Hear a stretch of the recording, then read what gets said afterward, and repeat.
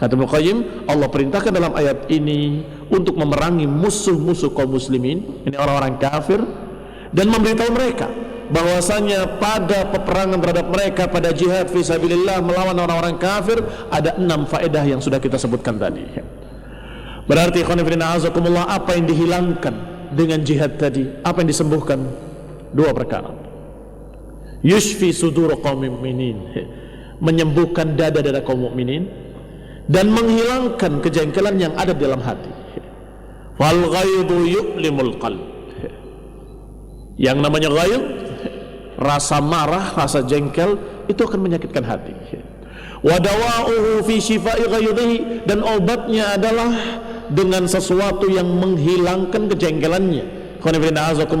Sejak mereka kaum muslimin, para sahabat di Mekah sudah jengkel dengan orang kafir, sudah marah mereka, dan mengatakan kepada Rasulnya SAW, ya Rasulullah, kenapa kita tidak perangi saja mereka? Ya Rasulullah, izinkan aku untuk melawan mereka, izinkan kami untuk memerangi mereka dengan pedang-pedang kami.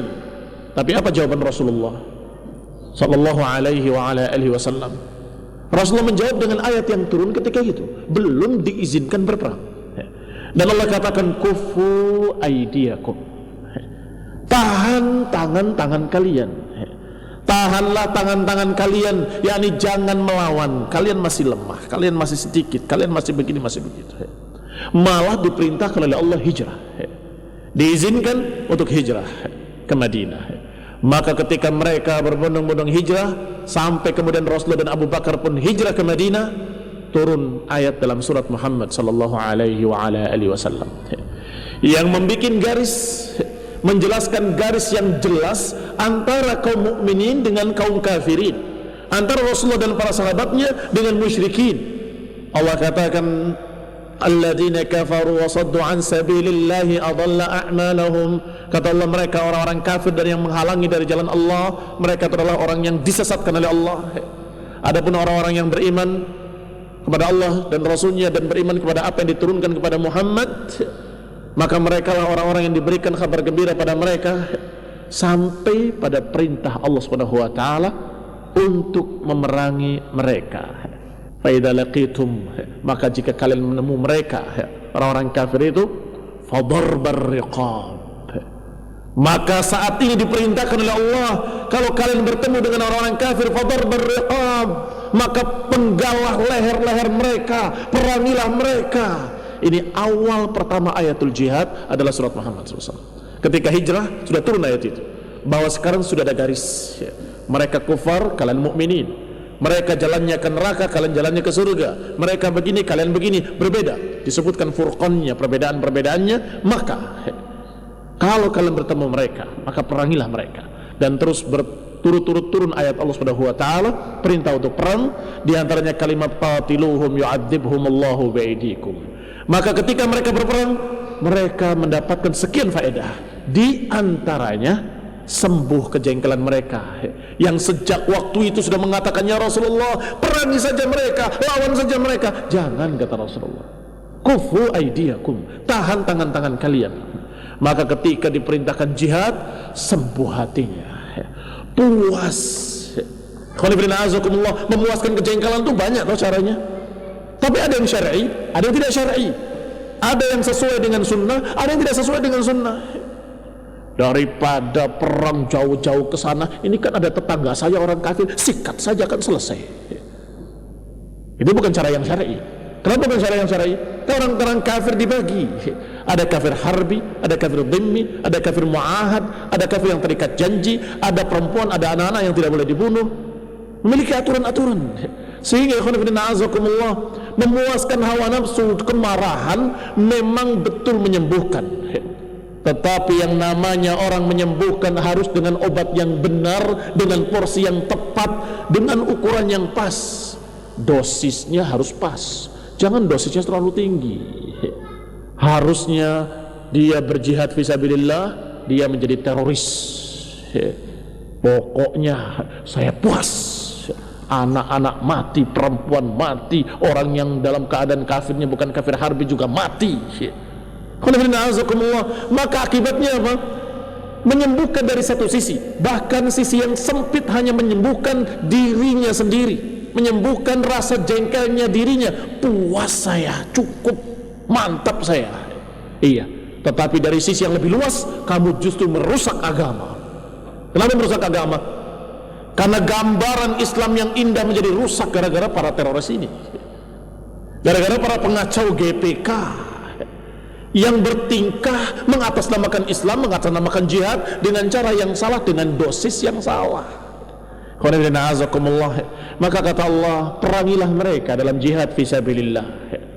Itu akan menyembuhkan dada-dada kalian, akan menyembuhkan kejengkelan kalian, akan menenteramkan jiwa kalian. Fa in syafa'u bihaqqin ishtafa. Kata Ibnu Qayyim, kalau disembuhkannya dengan kebenaran, sembuh. Wa in syafa'u bi dhulmin wa batilin zadahu maradan. Tetapi kalau disembuhkannya dengan sesuatu yang zalim, sesuatu yang batil, maka akan bertambah penyakitnya, bukan berkurang penyakitnya, bukan sembuh, bertambah penyakitnya. Min haitsu dhanna annahu yushfih, dalam keadaan dia menyangka bahwa dia telah menyembuhkan dirinya, menyembuhkan hatinya, ternyata itu justru menambah penyakitnya. Kira-kira kalau contohnya tadi teroris tadi, kaum khawarij yang mereka mengatasnamakan jihad kemudian membuat berbagai macam teror-teror. Baik, di mana sisi penyakit yang bertambah? Kelihatannya kalau untuk masalah kejengkelan, terpuaskan dia, terlampiaskan kejengkelan saya, puas. Baik, dikatakan Ibnu Qayyim, kalau dengan batil akan bertambah penyakitnya, akan bertambah kesakitannya. Baik, dari sisi mananya? Dari sisi kesesatan dirinya. Jadi sembuh penyakit dohir, bertambah penyakit batin. Bukankah penyakit ini penyakit jenis yang kedua? Penyakit jengkelan jenis penyakit yang pertama apa yang kedua? Hah? Yang kedua. Yang kedua itu sama dengan penyakit badan, yang di akhirat nggak terancam apa-apa. Iya kan? Kalau ada orang yang sakit badannya, apakah terancam? Barang siapa yang puyeng nanti diazab di akhirat. Tidak ada. Barang siapa yang sakit perut maka diadab nanti yaumul qiyamah. Tidak terancam di akhirat penyakit jenis kedua ini. Demikian pula jenis-jenis penyakit hati yang kedua, seperti penyakit badan, yaitu rasa sedih, rasa sengsara, jengkel saya, tapi tetap sabar karena belum ada perintah dari Allah dan para ulama. Dari Allah melalui lisan para ulama dengan fatwa-fatwanya, belum ada fatwa untuk jihad, memerangi mereka, melawan mereka. Maka dia masih tetap sakit hatinya. Apakah dia adab? Ya tidak. Dia sakit jengkel, apakah terancam? Tidak. Bahkan marah kepada orang kafir itu suatu kebaikan. Kejengkelan terhadap orang kafir suatu yang wajar terjadi pada setiap mukmin. Siapa yang tidak marah ketika mendengarkan orang-orang kafir mengatakan Allah memiliki anak? Takadu samawati yatafattarna minhu wa tanshaqqul ardu wa takhirrul jibalu hadda an da'u lirrahmani walada. Hampir-hampir langit pecah, bumi terbelah, dan gunung-gunung runtuh ketika mereka mengatakan Allah memiliki anak. Apakah orang mukmin enggak marah? Ya tentunya. Kaburat kalimatan takhruju min afwahihim. Besar sekali apa yang keluar dari mulut-mulut mereka. Tentunya wajar kalau seorang mukmin marah kepada ucapan-ucapan orang kafir, orang musyrik, orang Yahudi, orang Nasrani, marah, ya wajar. Tetapi ketika dia ingin memuaskan kemarahannya, apakah kesenangannya sendiri? Tidak. Ada aturan, ada hukum, ada syariat, ada ayat Al-Quran, ada hadis-hadis Rasulullah yang mengajarkan bagaimana caranya berjihad melawan orang-orang kafir.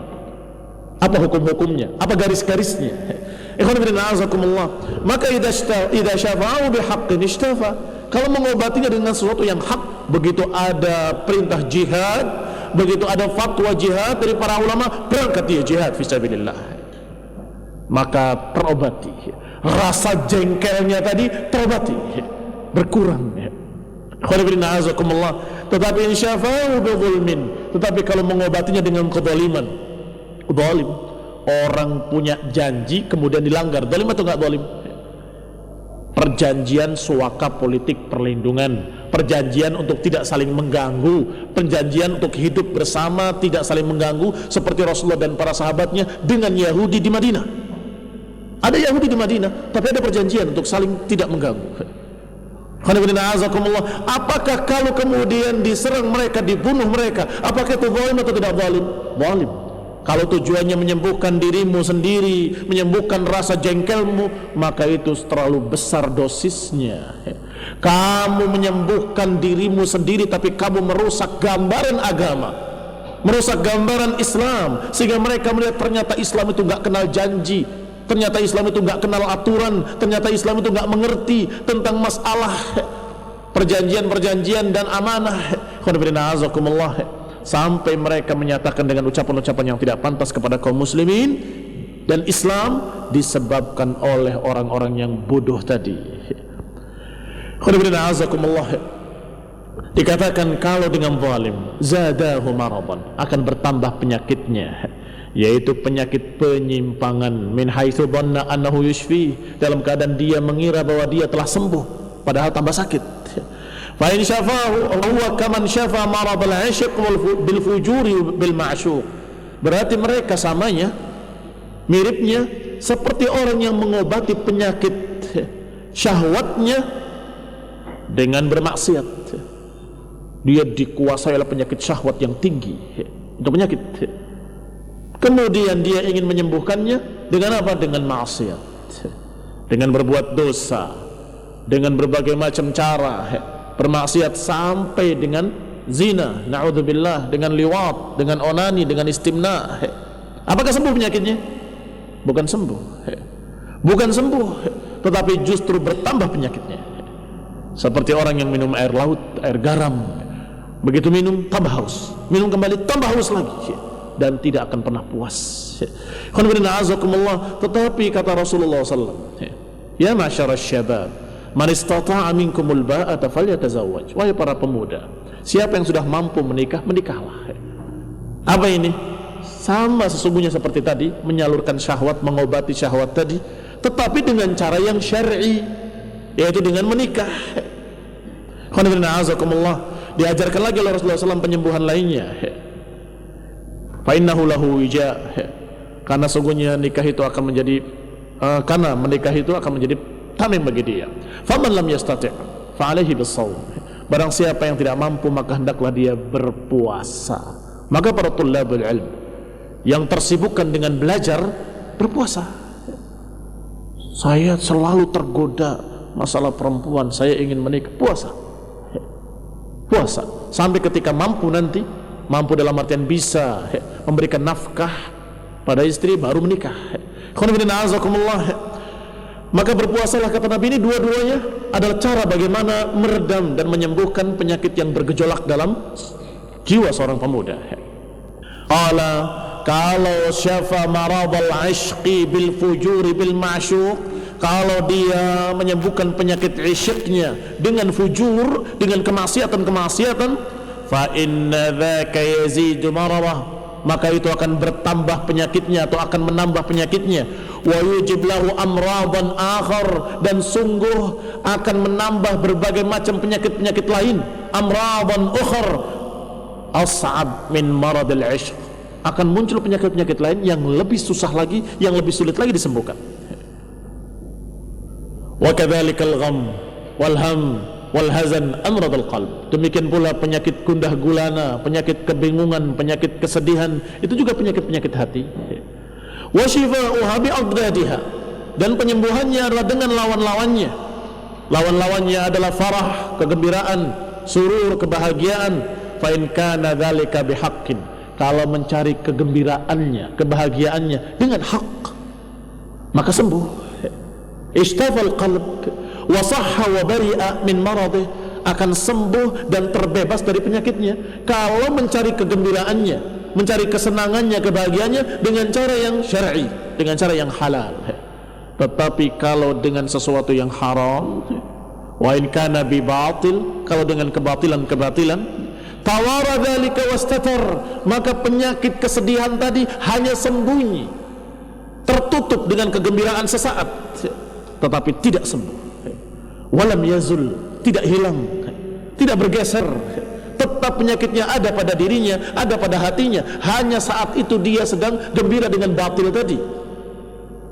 Kalau mencari kegembiraannya dengan kebatilan, karena pusing, karena stres, karena jengkel, gundah gulana, kemudian dia kembali merokok lagi. Kembali dia untuk bermaksiat yang dulu sudah ditinggalkan sejak lama. Apakah tambah sembuh penyakitnya? Apakah hilang kebingungannya? Bukan hilang, hanya sembunyi sesaat. Setelah itu bertambah lebih dari yang kemarin.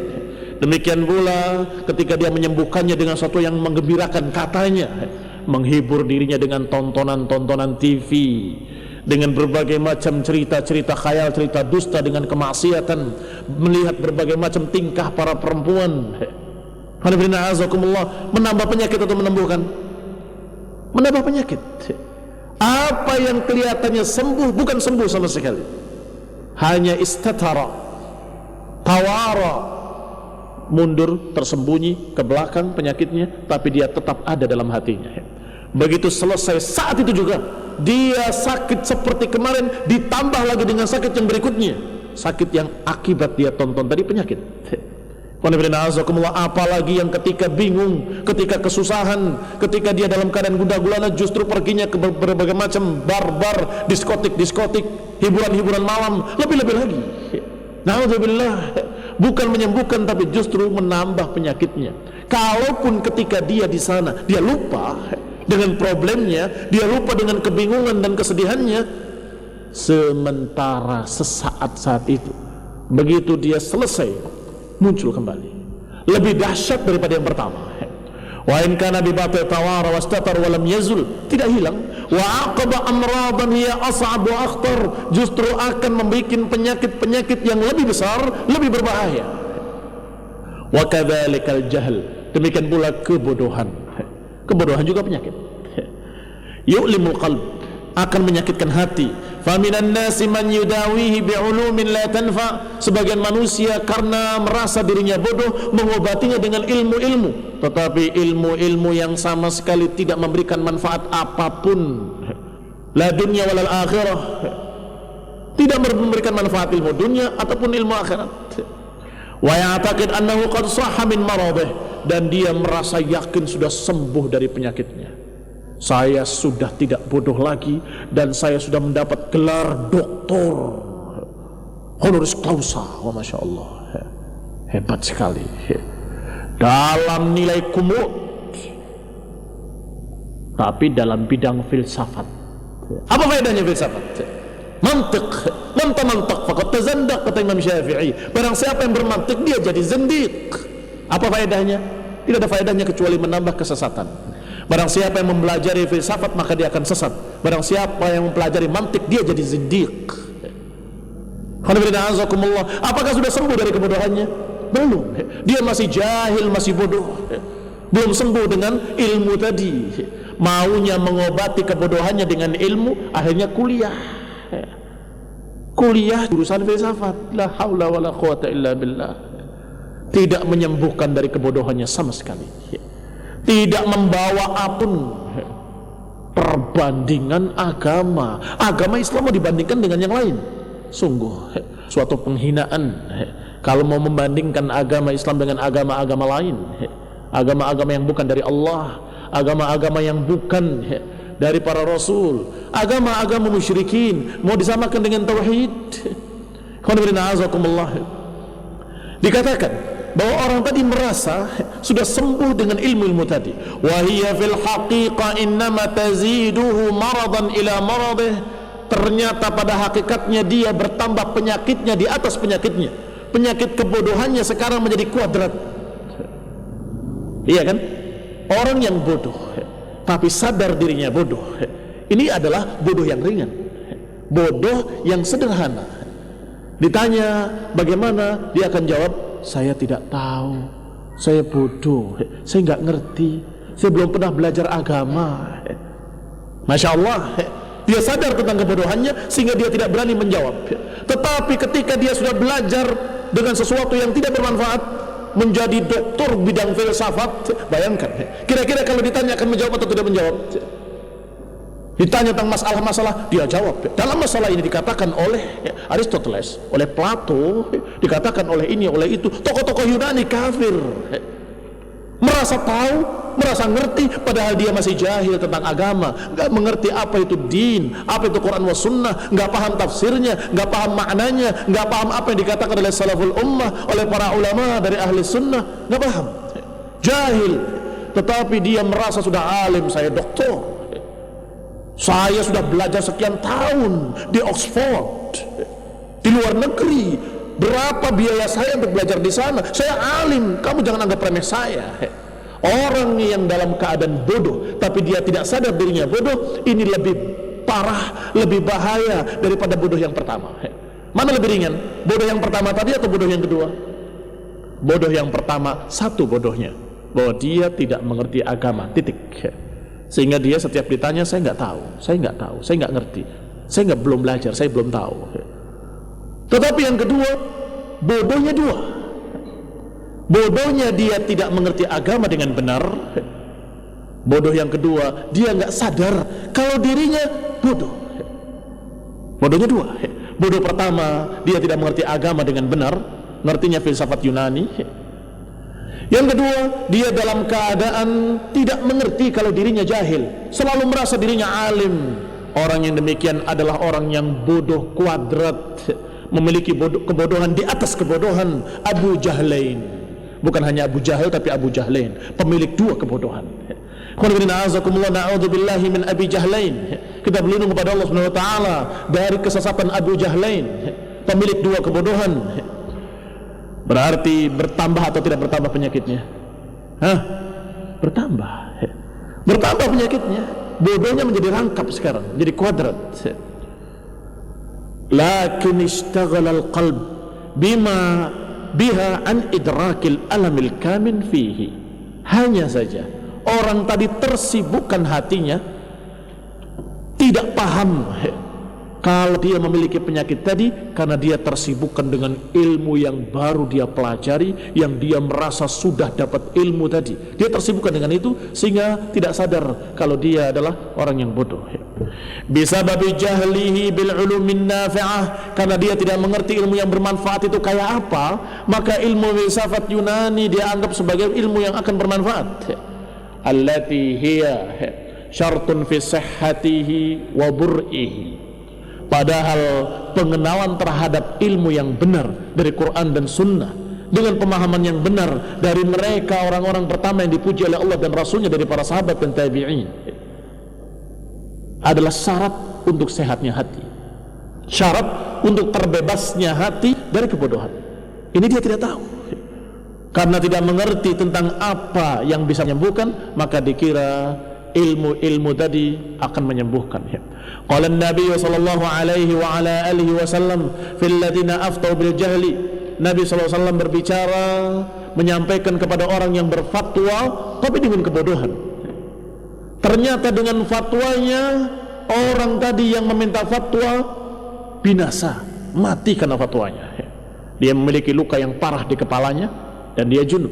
Tanya kepada seseorang, dijawab, kamu harus mandi. Tidak bisa, tidak ada cara lain kecuali kamu harus menyiramkan airmu di kepalamu. Maka dia siramkan air di kepalanya dan dia mati, karena penyakitnya terkena air bertambah parah. Maka Rasulullah SAW mendengar berita itu, menyatakan, qatalahumullah. Sungguh mereka membunuhnya, semoga Allah memerangi mereka. Siapa yang disalahkan oleh Nabi? Yang memberi fatwa. Kalian yang memberi fatwa dengan kebodohan, sungguh kalian membunuhnya. Qatalahumullah. Mereka membunuhnya, semoga Allah memerangi mereka. Ala sa'alu idza lam ya'lamu. Tidakkah mereka mau bertanya kalau mereka itu nggak ngerti? Enggakah mereka mau bertanya kalau mereka nggak paham? Fa innama shifa'ul 'ayyi su'al. Sesungguhnya obat bagi penyakit bodoh adalah tanya. Subhanallah. Padahal sudah dijawab oleh Rasulullah SAW bahwa penyakit bodoh itu diobati dengan tanya. Tanya pada siapa? Ahlul ilmi wal ulama. Tanya kepada Allah dalam Al-Quran, tanya pada Rasulullah dalam hadis-hadis yang sahih, tanya kepada para ulama ahli tafsir tentang tafsir Al-Quran, tanya kepada para ulama tentang tafsir makna-makna hadis pada surahul hadis, para pensyarah-pensyarah hadis dari para ulama. Tanyakan pada mereka. sehingga kamu paham. Syifa'ul 'ayyi su'al. Hadis yang dikeluarkan oleh Abu Dawud, dikeluarkan pula oleh Daruqutni dan Baghawi dalam Syarh Sunnah. Khalifina azakumullah, dihasankan oleh Syekh Al-Albani, dan juga disebutkan dalam tempat lain beliau menyatakan sahih dalam Sahih Abu Dawud. Karena di sini sebagian lafadznya sahih, yang disebutkan di sini adalah sahih. Sedangkan sisanya tentang masalah mengusap alal jababirah atau alal jabirah itu yang dhaif. Khalifina azakumullah, Rasulullah SAW marah dengan orang yang berfatwa tanpa ilmu, dengan orang yang menyampaikan jawaban pertanyaan masalah agama tanpa ilmu. Kemudian Rasulullah SAW menyatakan dengan kalimat yang keras sekali, qataluhu, qataluhu, qatalahumullah. Mereka membunuhnya, semoga Allah merangi mereka. Khonibina azakumullah, ini mengerikan, berfatwa dengan kebodohan.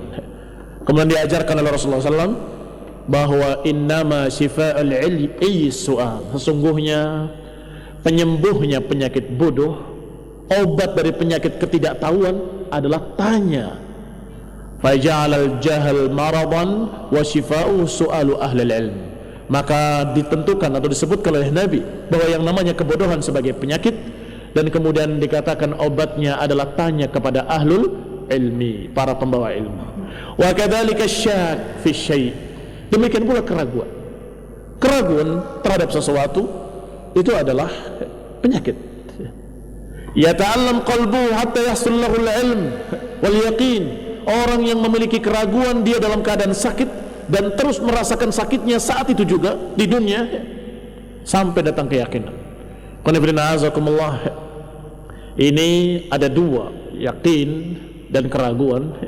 Kalau keraguannya terhadap masalah agama dan akhirat, berarti ini penyakit yang bukan hanya dirasakan di dunia, tapi penyakit yang berbahaya yang akan dirasakan yaumul qiyamah nanti, karena akan digabungkan oleh Allah dalam jajaran para munafikin, para murtabin, orang-orang yang ragu, orang-orang yang kafir.